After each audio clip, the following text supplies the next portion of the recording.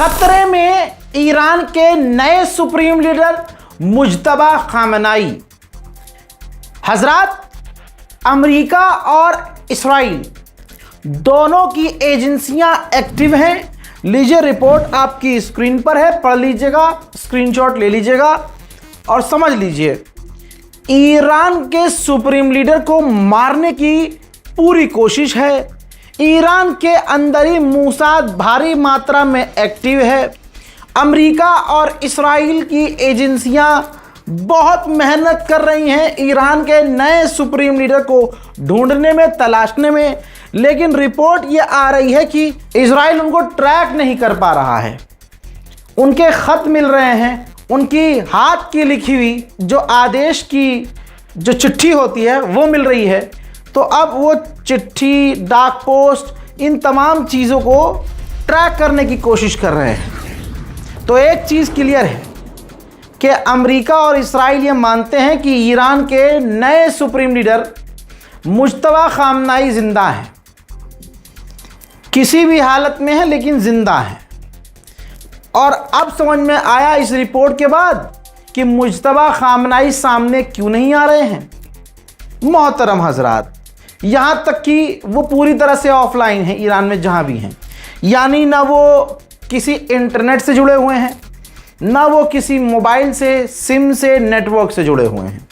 बहुत पुराने स्टाइल में काम हो रहा है और काम पक्का हो रहा है। दुआ कीजिएगा कि ईरान के जो सुप्रीम लीडर हैं उनको कुछ ना हो। अब ज़रा मुसलमान के अंदर आदत यह है कि मुसलमान भूलता बहुत जल्दी है। अगर कोई सामने, इतना बड़ा दिल है मुसलमानों का कि उनको धोखा देने वालों को मुसलमान यूं ही भूल जाता है। लिहाजा मुसलमानों, ये चीज़ छोड़ दो। अगर आपके जज्बात के साथ कोई खेला है तो आप उसे भूल नहीं सकते, ऐसे लेट गो नहीं कर सकते।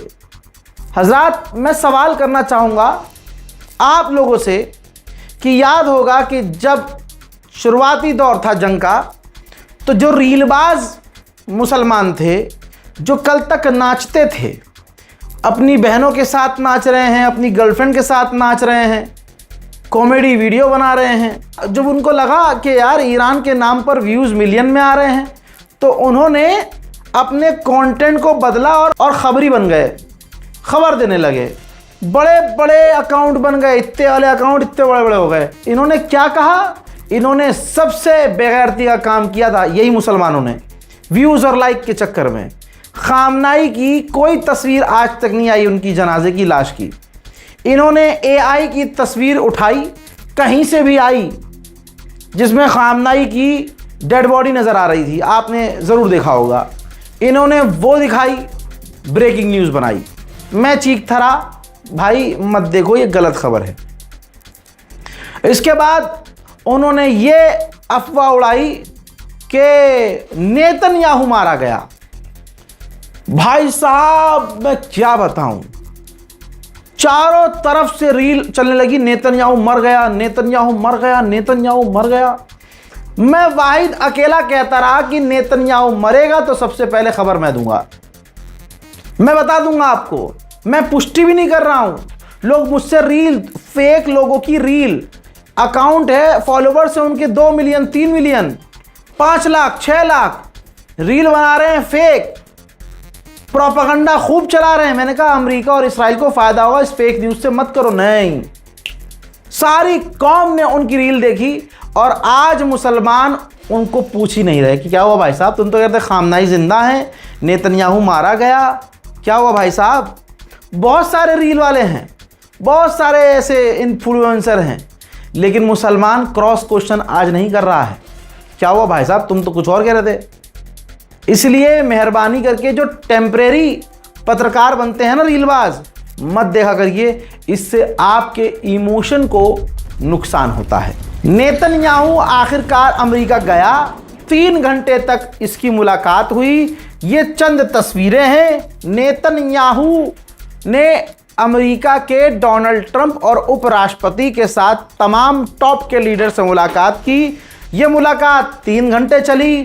3 घंटे में उसने मना लिया, कन्विंस कर लिया डोनाल्ड ट्रंप को कि कोई और रास्ता नहीं है, हमें हर हाल में ईरान के पहाड़ों पर हमला करना होगा। यहाँ तक कि नेतन्याहू ने स्टेटमेंट दिया पब्लिक में आके कि भैया मीडिया में कि हमारी दोनों की बात बहुत अच्छी हुई है, कुल मिला के हम दोनों का मकसद एक है। סיימתי עכשיו פגישה מצוינת עם הנשיא טראמפ. כשאני אומר מצוינת זה לא מן השפה אל החוץ. שיחה עם שותפות מלאה, עם תמיכה הדדית, עם הבנה על היעד המשותף להבטיח שלאיראן לא יהיה נשק גרעיני וגם יעדים אחרים. אחת השיחות הטובות ביותר שקיימתי עם נשיא ארצות הברית, ידידנו דונלד טראמפ. היה שם גם כל הצוות הבכיר שלו, הצוות הבכיר שלנו, וגם כאן הייתה הזדמנות להחליף רעיונות וגם לתאם תאומים שהם חשובים לביטחון ולעתיד של מדינת ישראל. אני מכאן הולך יחד עם רעייתי שרה לטקס ההשכבה של ידיד נפלא שלנו, בנזי גרם. אני בטוח שאני מייצג כאן את כל אזרחי ישראל. हजरात, ईरान का दुश्मन, इस्लाम का दुश्मन, उम्मत मुस्लिमा का दुश्मन, इंसानियत का दुश्मन, आतंकवाद पसंद लिंसाग्राम जो लैंडे में मिला है, उसके ये आखिरी रसूमात का मंज़र आया है। जी हाँ, उस जहरीले इंसान की लाश सामने आई है। ये वही इंसान मरा है जिसको अकड़ था कि कोई उसे नहीं मिटा सकता। डोनाल्ड ट्रंप का सबसे करीबी आदमी, डोनाल्ड ट्रंप का राइट हैंड, हजरात, उसका ये आखिरी मंजर आप देख रहे हैं। ईरानियन ऑफिशियल ने साफ कहा है कि हम अलाउ नहीं कर सकते कि अमेरिका के जब मन में आए वो हम पर हमला कर दे, जब मन में आए वो पीछे हो जाए। اینو من به عنوان یک شخص عرض میکنم، ما هیچ وقت با آمریکا نباید در آتش بس باشیم. اصلا آتش بس با آمریکا معنا ندارد. معناش این نیست که مذاکره نکنیم. یعنی ما دوگانه آتش بس و جنگ رو نباید بپذیریم. ما الان تو آتش بسیم با آمریکایی‌ها؟ ببینید یکی از ایرادای اینجاست. ما نباید با آمریکا اجازه بدیم که هر وقت دلش خواست حمله کنه و بعد دلش خواست عقب نشینی کنه. یعنی این ابتکار عمل 50% دشمن رو در واقع در مسائل گوناگون پیش میاندازه. یعنی آماده باشه، ما دقت کنیم کی میخواد حمله کنه و هر وقت هم اراده کرد و دید که یک وضعیتی است که نمیتونه حمله بکنه، عقب نشینی بکنه. باز بره مثلا یک هفته دیگه ग्राउंड पर अमेरिका पूरी तरह से हार चुका है। खुद अमेरिका की सिर्फ 23% आवाम अमेरिका को सपोर्ट करती है कि आप ईरान पर जो हमला कर रहे हैं सही कर रहे हैं। बाकी पूरा अमेरिका ईरान के ऊपर होने वाले हमले के खिलाफ है। मजा ना आए तो पैसा वापस। सबको ईरान की ताकत पता है कि परवरदिगार, ईरान की कोई ताकत नहीं, ईरान की ताकत है अल्लाह। मैं नहीं मानता कि अल्लाह की मर्जी के बिना ईरान इतना कामयाब हो रहा है। भाई साहब, सबको पता है ईरान की ताकत क्या है। अब यूएई पर ईरान ने सबसे ज़्यादा हमले किए थे, ये बात किसी से छुपी नहीं है। यूएई ने भी जंग के दौरान ईरान पर हमले किए थे, वो भी बात सामने आ गई है। हजरात मोहतरम, अब बात यह है, रिपोर्ट ये बता रही है कि यूएई ने खुद चुपके से ईरान से बातचीत शुरू कर दी है। यह होता है दम। सभी को पता है कि पिट कर जब अमेरिका बात कर रहा है तो हम अमेरिका के चक्कर में अपने रिश्ते क्यों खराब करें। बातचीत चल रही है। सच्चाई तो खुद इस्राइल के इस अधिकारी ने हक दी है। भाई, मीडिया में आकर चैनल 14 पर इसने कहा कि हम चाहते हैं कि ईरान के पावर पर हमला करें, ईरान के बिजली घर पर हमला करें, लेकिन हमें हमले का अप्रूवल इस वक्त अमेरिका नहीं दे रहा है, क्योंकि अमेरिका नहीं चाहता कि पड़ोसी मुल्कों पर ईरान हमला करे, क्योंकि ऐसी कंडीशन में ईरान पड़ोसी मुल्कों पर बड़े हमले करेगा। आज की तारीख में अगर हमें अप्रूवल मिलता है तो हम ईरान पर बड़े हमले कर सकते हैं। अमेरिका कह रहा है कि नहीं करना, वरना आजू बाजू से लेकर पूरे दुनिया में ग्लोबल क्राइसिस आ जाएगा। जहर उगलते हुए इस्राएली अधिकारी ने कहा है कि हम तुर्की के राष्ट्रपति रजब तैयब एर्दोगान को सीरिया को मजबूत करने नहीं देंगे। किसी भी हालत में सीरिया मजबूत नहीं होगा।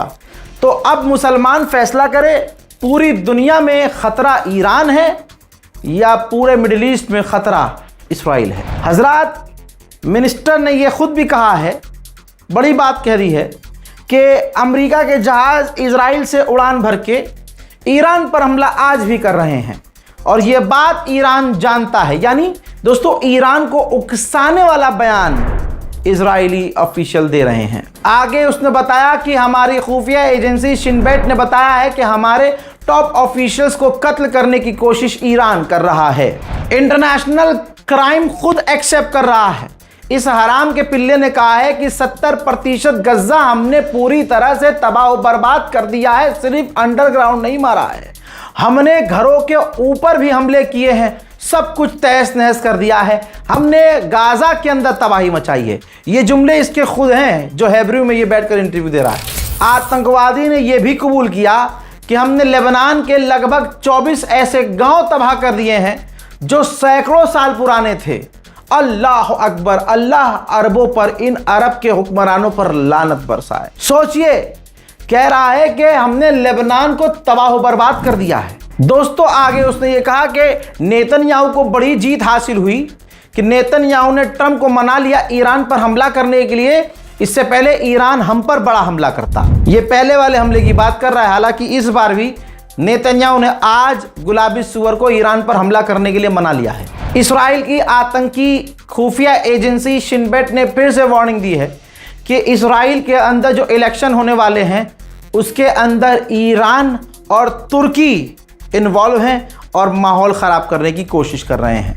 वहीं डोनाल्ड ट्रंप की टोन दूसरी है। डोनाल्ड ट्रंप ने कहा कि मुझे बताने की ज़रूरत नहीं है नेतन्याहू को कि मुझे क्या करना है और पिकेस माउंटेन पर क्या हो रहा है ईरान के। अगर हमारी डील ईरान से नहीं होती है तो मैं पिकेस माउंटेन को ईरान में उड़ा दूंगा। गुलाबी सुअर ने आगे ये भी कहा कि अगर हमारा काम नहीं निकलता है तो उनका काम ख़राब कर देंगे, हम दोबारा ईरान को बमबारी करके उड़ाएंगे, हम उनके ब्रिज और पावर प्लांट को ऐसे उड़ाएंगे कि वो 10 साल पीछे हो जाएंगे। मेरे दोस्तों, गुलाबी सुअर ने यह भी कहा कि वो राज़ी हैं कि वो परमाणु हथियार नहीं बनाएंगे। फॉर्मली उन्होंने नहीं कहा है, लिखित में नहीं दिया है, लेकिन वो राज़ी हैं। हज़रात, आप खुद सोचिए कि नई बात है, आप गूगल कर लीजिए। ईरान के शहीद सुप्रीम लीडर जनाबे खामनाई अपनी पूरी ज़िंदगी कहते रहे, उन्होंने फतवा जारी किया कि हमें परमाणु नहीं बनाना, तो ये कोई नई बात तो नहीं कही। जाहिर सी बात है, अमेरिका हर हाल में हर मुद्दे पर फेल हो रहा है। 10वीं मर्तबा खुद डोनाल्ड ट्रंप ने कहा, 10वीं 11वीं मर्तबा, कि अगर मैं ना होता तो आज इसराइल ना होता। अल्लाह अकबर, मैं ना होता तो इसराइल ना होता। और आज की तारीख में स्ट्रेट फॉर्मूज हम ही कंट्रोल कर रहे हैं। अब लालच तो ओमान में भी आ गया है। ओमान और ईरान की बातचीत हुई। ईरान ने कहा कि तुम पर प्रेशर होता है तो एक काम करते हैं, पूरा स्ट्रेट फॉर्मूज मैं संभालता हूं, तुम अपना रास्ता बंद कर दो, सिर्फ हम अपना रास्ता खोलेंगे और सिर्फ हम ही कंट्रोल करेंगे। ओमान यहाँ पलट गया। ओमान ने कहा नहीं, ऐसे कैसे, जब तुम कंट्रोल कर रहे हो तो हम भी कंट्रोल करेंगे, फिर दोनों भाई मिलकर खेलेंगे। इजराइल का ये पूर्व प्रधानमंत्री है, इसने भी कहा है 2024 के शुरुआत से ही कह रहा हूं कि हमें ईरान के तमाम पावर प्लांट पर हमला करना चाहिए, उसके इम्पोर्टेंट हिस्सों पर हमला करना चाहिए, जिससे ईरान की जो सरकार है गिर जाएगी। हजरात, अब फट गई है यूक्रेन की, पूरी तरह से फट के चार हो गई है चड्डी। ये देखिए, अब यूक्रेन के अधिकारी ने ईरानियन गवर्नमेंट से बात की है और सफाई दी है कि हमने आप पर हमला नहीं किया था, हमने तो रूस पर हमला किया था, हम किसी भी तरह से जंग को बढ़ाना नहीं चाहते हैं। मेरे दोस्तों, ईरान ने गुलाबी सुअर की चड्डी फाड़ के दिखा दी है। ईरानियन गवर्नमेंट ऑफिशियल ने कहा है कि हमने अमेरिका से कोई बातचीत का ऑफर रखा ही नहीं है, ना हमने उनसे कहा है, ना उससे हम बात कर रहे हैं, बल्कि ओमान के ज़रिए अमेरिका ही बार बार हमसे बातचीत करने की रिक्वेस्ट कर रहा था। जंग में ऐसा हो ही नहीं सकता कि ईरान का नुकसान न हो रहा हो। याद रखना, ईरान को इतना नुकसान हुआ है कि उसको रिकवर करने में सालों साल लगेंगे, इसमें कोई शक नहीं है। ज़रा ईरान के इस बुशहर एयरपोर्ट को देख लीजिए। आप देख सकते हैं, ये बुशहर एयरपोर्ट है ईरान का, जो पूरी तरह तबाह व बर्बाद है, कुछ यहाँ बचा नहीं है। ये एयरपोर्ट पूरी तरह से बंद है। दोस्तों, ये तस्वीर आप देख रहे हैं, हो सकता था ईरान इसे छुपा दे, लेकिन छुपाया नहीं है। ईरान अपने नुकसानात को छुपाता नहीं, बल्कि दुनिया को दिखाता है। ईरान ने कहा है कि 230 मिलियन क्यूबिक मीटर की नेचुरल गैस प्रोडक्शन हमारी कम हो चुकी है। इस तरह से अमेरिका ने बड़े हमले किए हैं। हजरात, ईरानियन लोकल मीडिया दिखा और बता रहा है जहां जहां अमेरिका ने ब्रिज उड़ाए, सड़कें उड़ाई, तबाह किए, पुल उड़ाए, ठीक है, अंडरपास उड़ाए, तमाम उन जगहों को ईरान बनाना शुरू कर चुका है। यानी ईरान कंस्ट्रक्शन शुरू कर चुका है, तेजी से उन्हें बना रहा है। मोहतरम हजरात, इस रिपोर्ट को शेयर कीजिएगा, अपनी राय कमेंट सेक्शन में जरूर लिखिएगा। मैं हूं रजा और आप देख रहे थे रजाग्राफी अनस्क्रिप्टेड। जय हिंद, वस्सलाम।